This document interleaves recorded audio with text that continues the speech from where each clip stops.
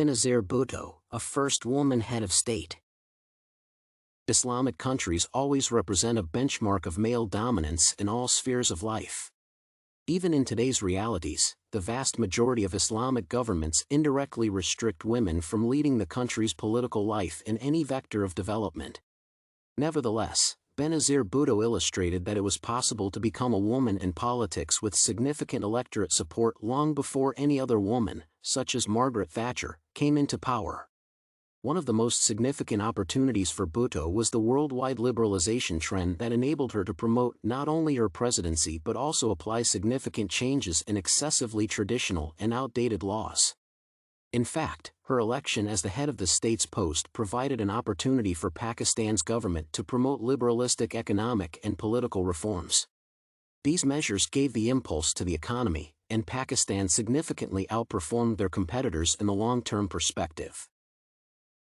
Bhutto emphasized her female role in politics since it was critical to demonstrate significant social shifts even before starting any reforms. When a woman represents the whole Islamic country, it is already evident that the population is ready for considerable changes in its traditions. As a result, it was much easier for Bhutto to liberalize the institutes of family and education so that people gained basic freedom of choice and an effective system of youth population development. Even though Pakistan was promoting a Western approach to political leadership, these modifications were implemented only to adjust society to the new living trends.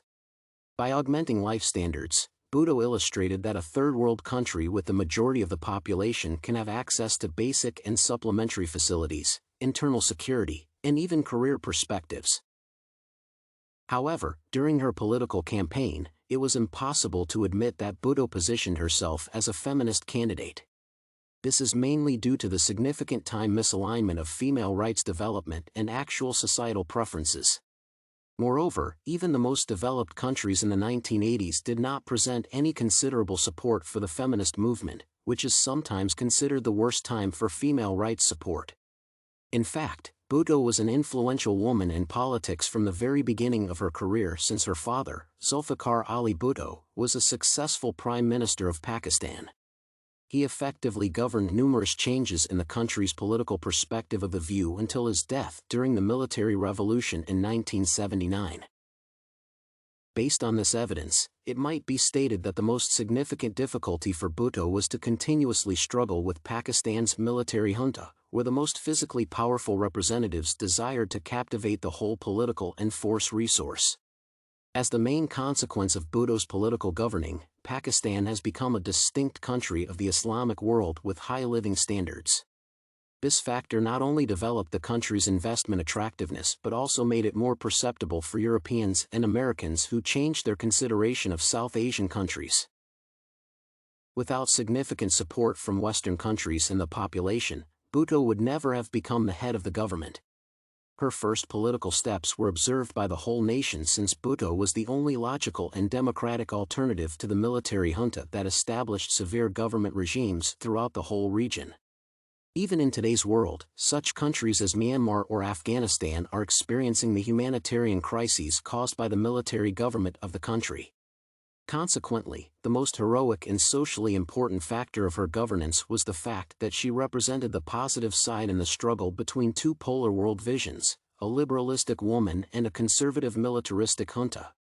Moreover, for female politicians, she was a live example of how a simple woman might become more powerful in the country than the whole army if her political authority is based on trustworthiness and desire to develop her country.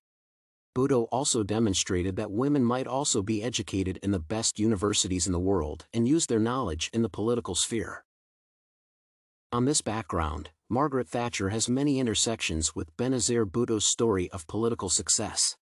By making successful decisions and taking responsibility for her failures, she became a workbook for female political leaders.